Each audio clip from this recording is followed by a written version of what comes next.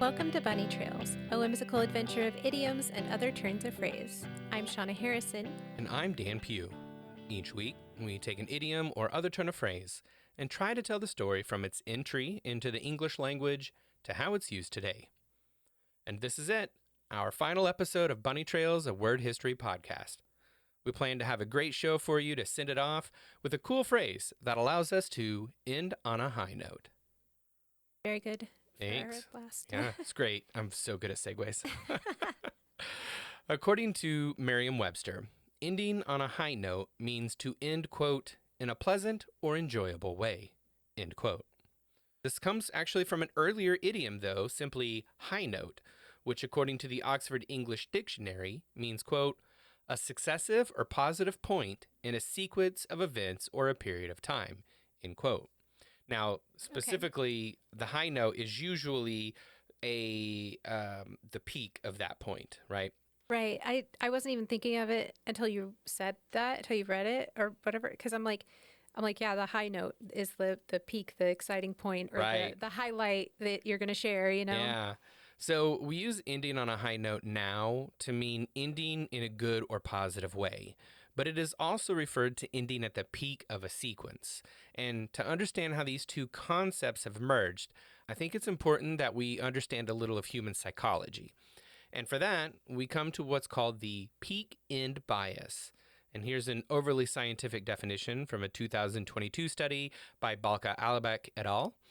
Quote, the peak end rule asserts that when people retrospectively evaluate an experience, for example, the previous workday, they rely more heavily on the episode with peak intensity and on the final end episode than on other episodes in the experience, end quote. Which means people judge an experience mostly on how they felt at the most intense point, the hype note, and at its end. And this bias holds regardless of if the experience is pleasant or unpleasant. We're going to look more into that peak end science in our behind the scenes episode, which is available on Patreon, patreon.com/bunnytrailspod. So we know then that that people tend to remember how they felt at the peak of an experience and how they felt at the end of an experience.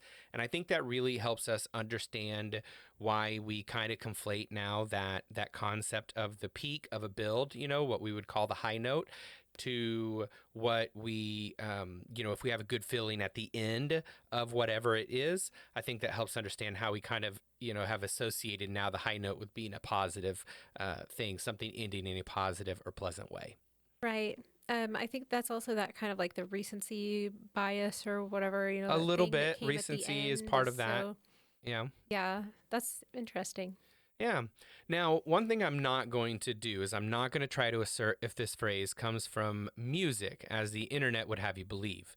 Because the use of a high note in music and the use of the word note to identify a concept being spoke about both predate English. And we are native English-speaking researchers. We are not trained linguists. So our ability to bring you information is only as good as the digitized English works. That means we can neither confirm nor deny. Now, I did see the phrase high note is used in both music and oration, so it's also clear that the term is not solely tied to musical qualities. But enough about background. Let's jump into some examples. In the 1845 work, The Abbey of Innismoil by Gracie Kennedy, the phrase high note is used to highlight the crescendo of nonverbal body language prior to a powerful message being delivered. Quote, the curate stopped suddenly. There was an air of holy feeling on his brow and in his eye that seemed as if his soul had even then ascended in that ascription of praise as he spoke of, as if it had beheld upon the throne a lamb as it had been slain, and joined for a moment the multitude whom no man can number. In that high note, angel lips can never swell to. He was slain for us, end quote. So there's powerful imagery there with that message that basically is just building to that point where then he says, well, he was slain for us, right? That's what he's saying. But it's all of this imagery into building a crescendo, building up to this thing that he's about to say now. And that really helps give power behind the phrase that he is saying here. Now, I will admit, though, a modern day reading really ruins it because the very next line, which I can only hear in Ken Jeong's voice from The Hangover, is, quote, "And did he die?" Oh, End no. quote. I just, I can't. I just can't hear anytime someone says anything like, "But did you die?" That's all I can That's hear is what in you his hear. voice. Yeah. Yeah. Yeah. Also, that guy's a physician. Did you know that? Like, he was a physician and then became an actor. But yeah, Oh, really? he was a practicing physician. Yeah. Wild. Anyway. So yeah, it Acting just probably goes to pays show you. better. Yeah, he probably does make more money as an actor. Yeah, I would just say that obviously some people are just very talented people. Yeah. So anyway, as I noted in the intro, the high note here is building to that peak of body language, which was perfectly described to give gravitas to the speaker. Now, the first time I found end on a high note was likely more of a literal usage, but the author captures the effect of building to a peak and then suddenly stopping. Honestly, it's an amazing definition of the idiomatic usage, even if that might not have been the author's intent at the time. This is from the 1846 work Enterprise, Discoveries, and Adventures in Australia by George Windsor Earle. Quote, "Their performance was evidently some ceremony, perhaps a dance of welcome. The abrupt termination is a peculiar characteristic of both the songs and dances of the Northern Australian natives. The former always end with a high note, which makes it appear as if the singer had been suddenly cut short in his performance. But the effect is striking, and rather pleasing than otherwise. The dances again terminate when the action and excitement are at the highest pitch, and so sudden is the transition from frantic exertion to calm repose that it appears almost magical." End quote. Yeah, I love the way that's used there because he's using it in with the song saying that it always ends on a high note, but that's not necessarily meaning like a high C or something. And then with dances, noting that they're at their highest pitch. So he's using these terms to be figurative, right? Right. They're at some sort of peak moment of an intensity, and they just stop. And it's he basically talks about how that lends itself, because it's so different than what he's used to seeing, it lends itself to almost being magical. Yeah, that's really interesting. Here's an example from the Fort Worth Gazette out of Texas, USA, and this is about a poor singer ending with applause. Poor as in Poor, and in this case meaning they weren't very good. So this is what the author is saying. And this is dated 1884. Quote, "Loud singing is not a guarantee of good work, nor is a bugle note. A vocalist may sing a song very badly and end on a high note to effect applause." End quote. The author argues that the singer should be consistently good to warrant applause, not just be good at the very end. Which, fair enough. Yeah. But if you know how to work your crowd, fine. I'm not going to try and take that from you. Now, this next one is a great example of the phrase being used to build to a maximum point of intensity, building a crescendo that builds to a point where there's just everyone's attention is at that point, right? This was published in the Copper Country Evening News out of Michigan, USA, and is dated March 29th, 1897. It was told by a player in a performance of El Capitan. The speaker told of a large man in the front row whose sneezes interrupted the performance. Quote, "He gave a sneeze suddenly, a terrific sneeze. It was followed by another that shook the plumes of the big hats of the women around and made the lights flicker. The audience suspended attention and looked at the sneezer, and the players paused just as he snorted out a third sneeze that ended in a high note such as seldom had been heard in those parts, though the Metropolitan Opera House is nearby. El Capitan stretched out his long arms towards the man, rolled his big eyes heavenward, and said in a sepulchral voice, 'Heaven bless you, sir.'" End quote. I mean, I guess what else do you do at that point? Right. No. So the sneeze, the sneeze of the peak after successively louder sneezes certainly follows this early definition. And I suppose the outcomes were positive, though, as the audience roared with laughter as the performance continued. Because as you are trained to do in theater, when something happens, you just kind of got to roll with it and then move back in. So in character, El Capitan, heavens bless you, sir. It's amazing. It's so good. Yeah, so sometime in the late 1800s to early 1900s, we start to see the phrase shift from being used more as a positive outcome rather than a peak, right?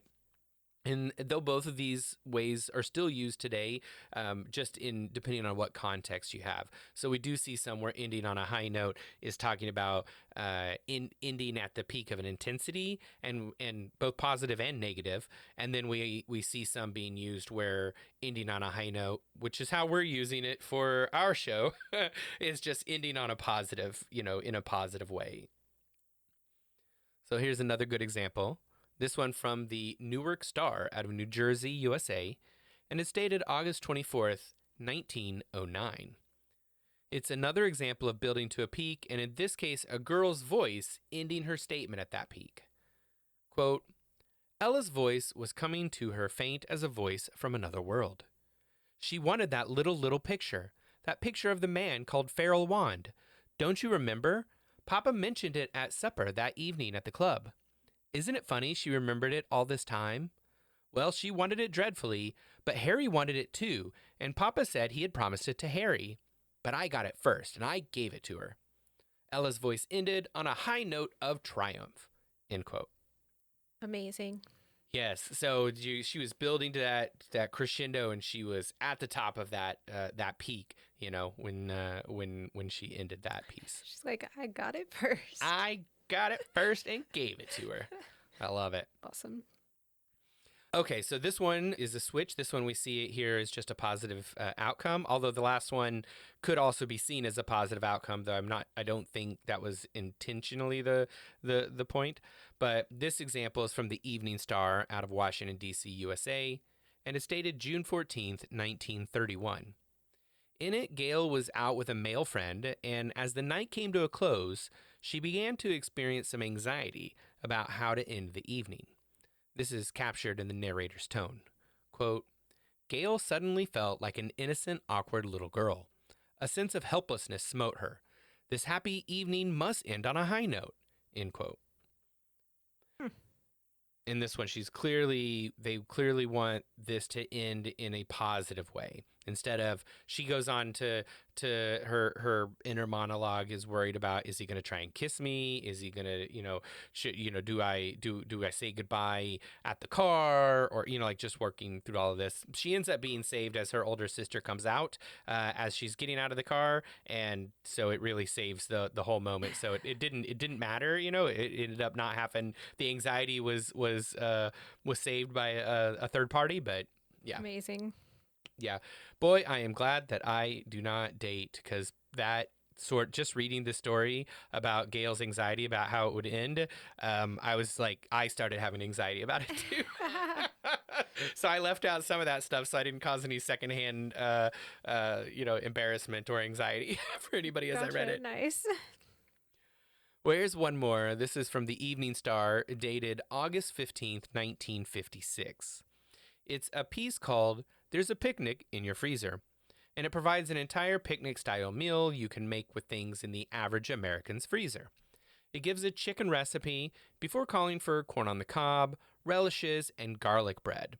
And I would note that in this case, the picnic is more about cooking it and taking it into the backyard. So it's more of a backyard barbecue kind of thing than like going to the park for a picnic, right? Okay.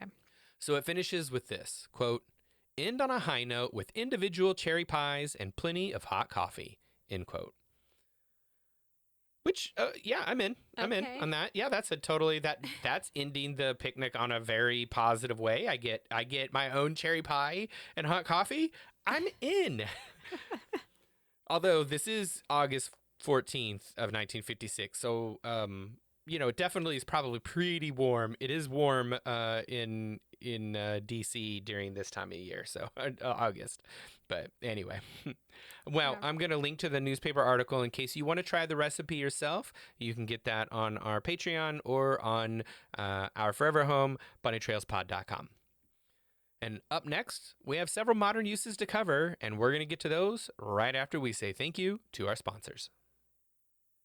Bunny Trails, a Word History podcast, has been brought to you by our amazing patrons. We want to say a huge thank you to everyone who supported the show over the years, including Heather, Dustin, Cheryl, Ad Skeptic, Charlie, Jill, Erica, Chris, Alan, Donna, and Ernest, plus a very special thanks to some of our higher tiers, including Jan and Emily, as well as Pat Rowe and JGP. And of course, thank you to our top spot, Mary Halsig Lopez.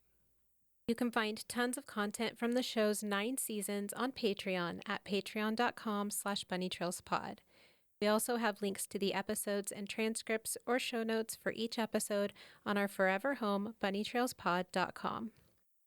I want to start with a famous movie scene from Mel Brooks's 1981 classic, History of the World, Part 1. In the scene, the amazing Cloris Leachman is the peasant leader of a French Revolution sect, and they decide to kill the king.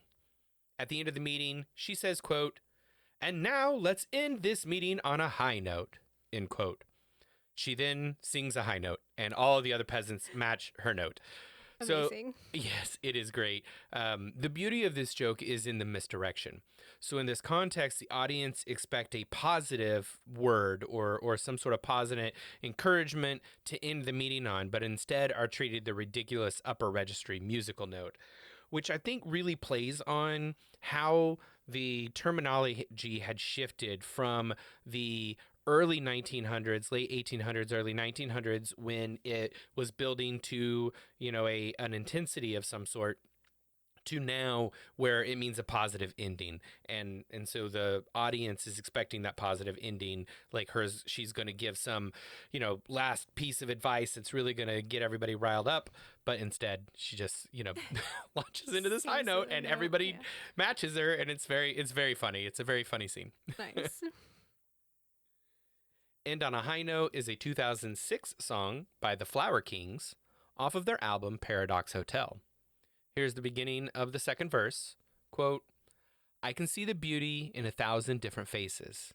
I can hear the small talk in the far and distant marketplaces. Everybody is special. It's the highlight of their story. New life is in the meeting of the glowing morning glory." End quote. Nice. Yeah, while the term "end on a high note" never appears in the song, the entire song, and hence the title, is about finding the positive in everyday life. A Hell of a High Note, Surviving Life, Love, and American Idol is a 2012 memoir by Cara Dioguardi. It plays on the concept of a high note with building towards peaks, some painful defeats, and ultimately finding success. Here's the synopsis from the publisher, which also includes a background on the author. Quote, "Cara Dioguardi is an award-winning hitmaker, a savvy record executive, and a successful music publisher whose songs have been recorded by superstars such as Pink, Carrie Underwood, Britney Spears, Christina Aguilera, Kelly Clarkson, Gwen Stefani, Santana, Steven Tyler, Celine Dion, and so many others. She was also the feisty fourth judge on American Idol. But success wouldn't have happened for her without the dark times of defeat. Filled with the grace, raw honesty, and haunting emotion of her hit songs, A Hell of a High Note is the soundtrack to Cara's life, an intimate anthem about living, creating, loving, stumbling, picking herself up again, and ultimately succeeding. Passionate, wise, funny, and down to earth, filled with memorable and inspirational tales from the heart and trenches of life, business, and the world of entertainment. Cara's story provides that finding, cultivating, and following your own true voice really is possible." End quote. Huh. Yeah, it sounds like a really cool book. If you like those kinds of memoirs, I think you might enjoy that. That sounds really interesting, and that's a lot of names. That was, I know as I was reading it, I got bored because I'm like, okay, we get it. We get it. You're the right name But droppers. also, it's like all the I'm like it's a lot of big names to Yeah, no, I like have your all of those songs artists, in different ways. performed But by. yeah, So they're all great. So yeah, really impressive, though. it is. Yeah. I mean, if I had wrote songs that all those people had recorded, you better believe I'd be saying all their names too. So Right? yeah, Like I'm not judging her for you. this. I'm just being like, okay, okay, we get it. But like, Yeah, the truth is, I would do it too. of course. Who wouldn't?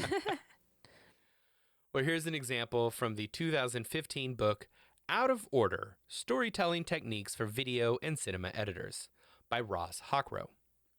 This is from early in the book when he's describing the overview of a storyline. Our passage is from the Turning the Corner segment. Quote, I've often heard people express their desire to see films end on a high note. If you're making a film that will be an opener to an event or a video that plays before a basketball game on the Jumbotron, then ending on a high note is the right move because your film is only part of a bigger story. If you're telling a complete standalone story, though, never end on a high note. It's the cardinal sin of storytelling and editing. By ending on a high note, I mean ending a story at the most intense moment. This doesn't refer to the state of emotion. It means you don't end a film when you've reached the maximum intensity. Ride that wave all the way back down almost to where you started. End quote. Huh. Yeah, so in this, the author is using end on a high note in that older way about getting to a climax or the peak of a process, and suggesting that in storytelling you need some sort of conclusion, which does. I mean, that makes good sense, right? The story in Western traditions, at least, usually has a beginning, a middle, and an end. And the end is often fulfilling, but that's not the most intense moment. There's something after that high point, which brings the intensity back down to something more manageable so the audience can leave fulfilled, even if they also want a little bit more. It makes sense too. Like I'm like you want to be able to have that kind of fulfillment or that like that sense that things have wrapped up, Hmm. and it's like kind of the resolution of it, I guess, even if the questions aren't all answered or the emotion isn't necessarily satisfied, there's something about like calming it back down to like you said, that manageable kind of thing is important to feel like something is ended. Right. It's why it's like in musicals, the showstopper is coming towards the end, but it's not that you don't end on the showstopper, right? You got to Yeah. have something that brings them back down a little bit, gives you resolution, right? Hmm. And so that's what he's talking about. Although I think when I hear people say they want a film to end on a high note, I don't think they mean end at the most intense moment. I think they just mean They want end in to a positive like a way. happy ending. Yes, Yeah. they want a happy ending. They want to feel good about the outcomes, which Right. I think is also true. So I think both of those things can be true.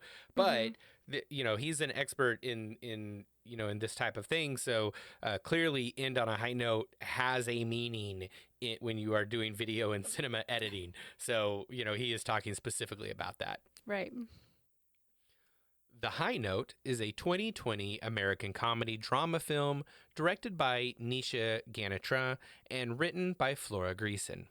It stars Dakota Johnson, Tracy Ellis Ross, and Ice Cube. Here's the synopsis from the production company. Quote, set in the dazzling world of the LA music scene comes the story of Grace Davis, a superstar whose talent and ego have reached unbelievable heights, and Maggie, her overworked personal assistant. While stuck running errands, Maggie still aspires to her childhood dream of becoming a music producer. When Grace's manager presents her with a choice that could alter the course of her career, Maggie and Grace come up with a plan that could change their lives forever. End quote. Interesting. I watched we'll link to the trailer. I watched it, and Dakota Johnson is, as always in everything that I've ever seen her do, phenomenal in her role. And Ice Cube is very funny in the scenes in the Hmm. trailer. But of course, sometimes all of the good stuff's in the trailer, so you never know. I've not seen the Right. film, so I can't comment on that. But I would say that the title plays off the musical concept of high notes, but also on the positive ending aspects as Grace tries to find her worth as a later in life singer, and Maggie is chasing her own dreams. So I think that's really neat.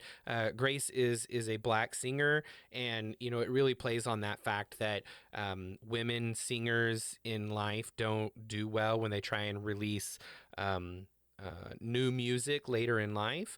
And so, like, one of the things in the trailer was she talks about, I don't remember the numbers, but they're not very good. It's like there have only been like 6 songs, that by female singers that released new albums late in life that became a success. And only one of those was a black woman. So it's like, Grace has numerous things that are set against her, right? So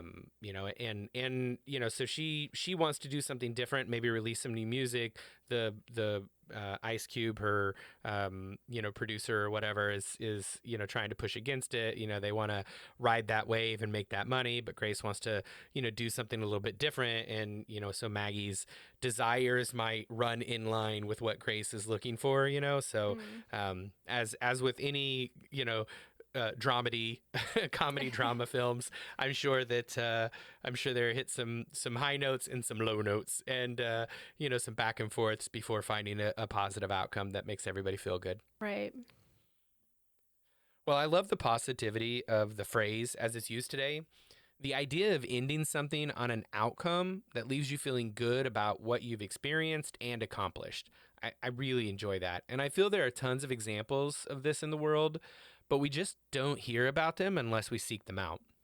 So I would encourage you, dear listener, to make your own high notes. Give and seek those positive thoughts, emotions, and concepts everywhere you go. And I promise you, your corner of the world will be a better place when you do. That's about all we have. I hope you've enjoyed these 9 seasons. We've definitely had a ton of fun making them, and we've learned quite a bit along the way. But to end on a high note, I think it's only fair to, one more time, go to the patrons on Patreon. It is poll time. Recently, we asked our patrons, when do you feel most creative? Mary said, quote, while I can get the most done in the morning with a clear brain, I work best under pressure. In the past, I wrote shows in the form of readers' theater. The deadlines always kept me going. It has always been the same with music. Performances led me to my best work. Now I love to watercolor. I schedule hobbyist hangouts to make sure I have a set time that can't be interrupted. End quote. Dustin added, quote, it is usually when there's a lot at stake, or little at all at stake. Allowing yourself to be silly is a nice little treat. End quote. Emily said, quote, I choose late at night because I like to dream up hobby projects while I fall asleep. If we're talking about work projects, those come to me during my commute, so both mornings and afternoons, end quote. Personally, my creativity spikes with little rhyme or reason. However, if I need to force something due to a project, then starting first thing in the morning with a clean slate in my brain is the best environment to foster my creativity. My creative spark has mostly been put towards podcasts for the 9+ years, but I'm excited to let my creative mind wander around for a bit and see what comes up next. I find that I'm most creative right when an idea is presented to me or when I first feel inspired by something. Second to that is any impending deadline, naturally. If I'm feeling stuck on something, I find that getting out of the space I've been working in is a huge boost for my creativity. This can mean something as simple as turning on music to change the mental or emotional space, or going outside or to a different room. Yeah, that's solid advice. These polls have always been a fun and silly way to learn more about others, and thanks to all of you who have taken part. But more than anything, thanks to you for joining us this final time for Bunny Trails, a Word History podcast. Perhaps we'll talk with you again sometime down the road. Until then, remember, Words belong to all of us.